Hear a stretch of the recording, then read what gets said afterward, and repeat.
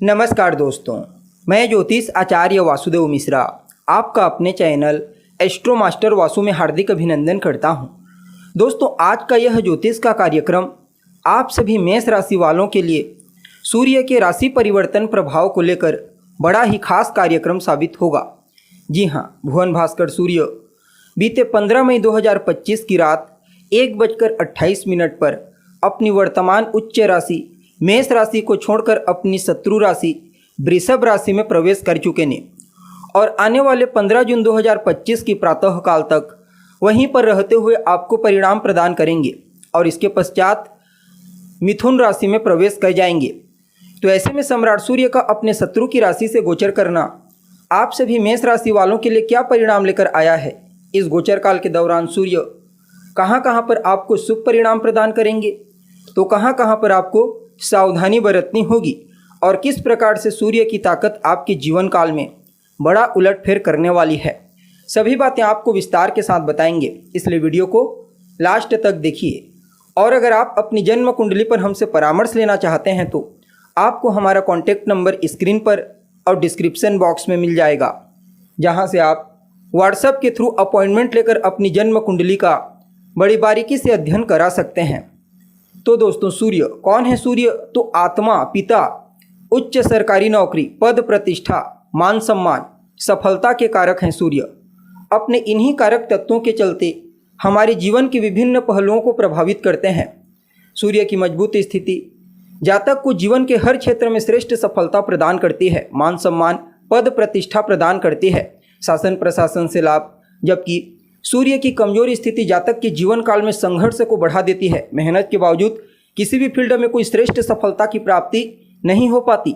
शासन प्रशासन से नुकसान होता है, पिता के साथ तालमेल में कमी आती है, हड्डियों से संबंधित समस्या, नेत्रजन्य पीड़ा सूर्य कमजोर होकर जातक को प्रदान कर देते हैं। इसलिए इनका बलवान होना कंपलसरी हो जाता है, चाहे जन्म कुंडली में हो या फिर गोचर कुंडली। और इस बार देखा जाए तो गोचर कुंडली में हालांकि वृषभ राशि उनकी शत्रु राशि है, लेकिन सूर्य ग्रहों के राजा हैं और वृषभ राशि एक भूमि तत्वीय राशि है। और ठीक अभी देवगुरु बृहस्पति वृषभ राशि को छोड़कर के मिथुन राशि में प्रवेश किए हैं। तो ऐसे में सूर्य का यह गोचर आपके लिए कई मामलों में श्रेष्ठ साबित होगा। अब देखिए, आप सभी मेष राशि वालों के लिए सूर्य का यह गोचर आपकी राशि से दूसरे भाव में हुआ है। सूर्य आपके 5वें घर के स्वामी बनकर दूसरे भाव से गोचर कर रहे हैं। दूसरा भाव आपके संचित धन का होता है, आपकी वाणी, आपके कुटुंब परिवार का और आपके संस्कार, नैतिक मूल्यों को भी बताता है। जबकि 5वां घर किस चीज़ का होता है, तो आपकी विद्या बुद्धि, आपकी शिक्षा, आपकी संतान, आपकी प्रेम रोमांस को बताता है। परिणाम स्वरूप सूर्य का यह गोचर आपके लिए इन सभी क्षेत्रों में सकारात्मक और बेहतर परिणाम प्रदायक साबित होगा। हालांकि शनि की दृष्टि से दृष्ट हैं सूर्य, इसलिए कुछ मामलों में सावधानी भी बरतनी होगी। बाकी अर्थ के दृष्टिकोण से, यानी कि धन के दृष्टिकोण से, सुख संपन्नता समृद्धि के दृष्टिकोण से सूर्य का यह परिवर्तन आपके लिए अत्यंत ही श्रेष्ठ साबित होगा।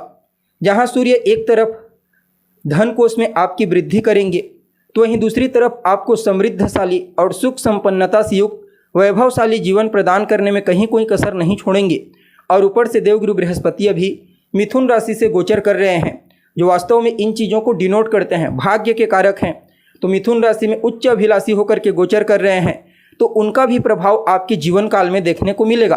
फलतः इस समयावधि में आपके धन को बढ़ाएंगे, आपके कुटुंब परिवार के मध्य खुशियों को बढ़ाएंगे। ससुराल पक्ष से भी आपके तालमेल पहले के कंपेयर में काफ़ी बेहतर नज़र आ रहे हैं। हालांकि रिश्तों में किसी भी प्रकार से कोई तनाव उत्पन्न ना हो, इस बात का आपको ध्यान रखना है, क्योंकि सूर्य पहले तो स्वयं एक अग्नि तत्व के ग्रह हैं। जहाँ होते हैं, जहाँ देखते हैं, उससे संबंधित जो रिश्ते होते हैं उसमें तनाव उत्पन्न करते हैं। ऊपर से शनि की दृष्टि का पड़ जाना, तो थोड़ा सा इस समय रिश्तों के मामले में, रिलेशनशिप के मामले में सजग होकर आगे बढ़ने की आवश्यकता होगी। बाकी आर्थिक दृष्टिकोण से आपको सभी का सहयोग प्राप्त होगा, कुटुंब परिवार के लोगों का, अपने ससुराल पक्ष के लोगों का, और यह सब चीज़ आपको संपत्तिवान बनाएगी। और आपके जीवन काल में चल संपत्ति या फिर अचल संपत्ति, इसमें विशेष वृद्धि देखने को मिलने वाली है। इवन यह गोचर आपके आसपास के लोगों का भी सपोर्ट आपको दिलाने वाला है। इस समयावधि में आप अपनी बुद्धि, अपनी विद्या, अपनी समझदारी, अपने टैलेंट और अपनी प्रतिभा का सही तरीके से इस्तेमाल करते हुए न सिर्फ जीवन काल में संचित धन को बढ़ा पाने में कामयाब होंगे, बल्कि यह समय आपके लिए रिलेशनशिप को भी बेहतर बनाने के लिए कुछ नए मौके आपको प्रदान करेगा। और देवगुरु बृहस्पति ठीक एक घर आगे हैं और आपके लिए भाग्य भाव और 12वें भाव के स्वामी बनते हैं। भाग्य के स्थान के स्वामी होने के चलते संचित धन को बढ़ाने में बृहस्पति का भी विशेष प्रभाव देखने को मिलेगा, आपके एफर्ट से, आपकी बुद्धिमानी से। साथ ही साथ बृहस्पति आपके 12वें घर के स्वामी बनते हैं। 12वां घर चैरिटी को बताता है, तो इस समयावधि में आप अगर चैरिटी करते हैं, लोगों की सेवा करते हैं, परोपकार का कार्य करते हैं, तो फिर सूर्य इस गोचर काल के दौरान और ज़्यादा बेहतर और सकारात्मक परिणाम आपको प्रदान करने का प्रयास करेंगे, क्योंकि सूर्य स्वयं आत्मा के कारक हैं और देवगुरु बृहस्पति धर्म अध्यात्म के प्लेनेट। तो इन दोनों का जो कॉम्बिनेशन है, ठीक एक घर आगे काल पुरुष की कुंडली में दूसरा घर किस चीज़ का होता है, तो संचित धन का। तो इस समय चैरिटी करेंगे तो आपका संचित धन बढ़ने लगेगा। बाकी देखा जाए तो शासन प्रशासन से भी लाभ के कुछ अच्छे अवसर इस गोचर काल के दरमियान आपको प्राप्त होने वाले हैं।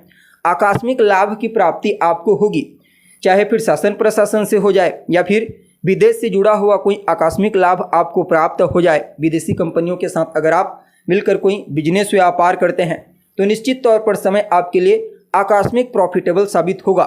इवन यह समय विदेशी कंपनियों के साथ अगर आप कोई नया व्यापार शुरू करना चाहते हैं, कोई डील फाइनल करना चाहते हैं, किसी बड़े प्रोजेक्ट में अपने आप को भागीदारी बनाना चाहते हैं, तो भी आपके लिए समय को फेवरेबल कहा जा सकता है। सरकार से जुड़े हुए लोगों के थ्रू लाभ की प्राप्ति आपको होने वाली है। बाकी देखा जाए तो धर्म अध्यात्म के क्षेत्र में तो आपकी रुचि जागृत होगी ही।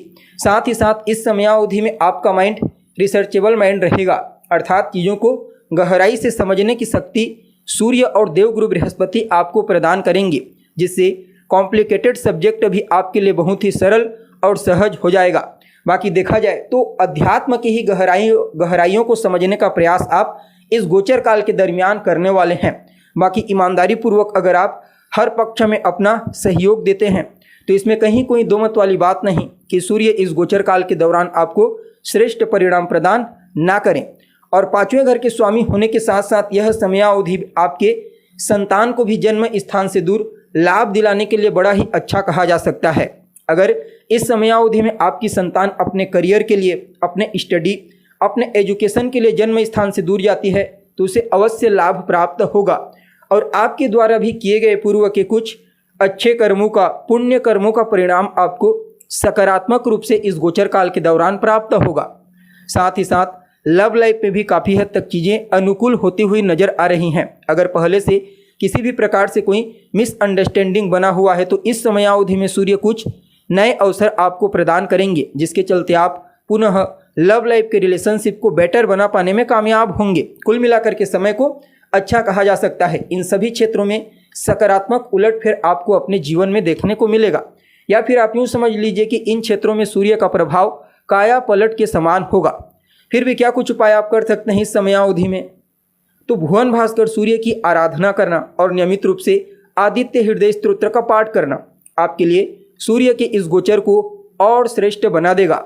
जी हाँ, तो दोस्तों उम्मीद करते हैं आपको जानकारी अच्छी लगी होगी। अभी के लिए बस इतना ही। पुनः मुलाकात होगी एक नए एपिसोड में, तब तक के लिए नमस्कार।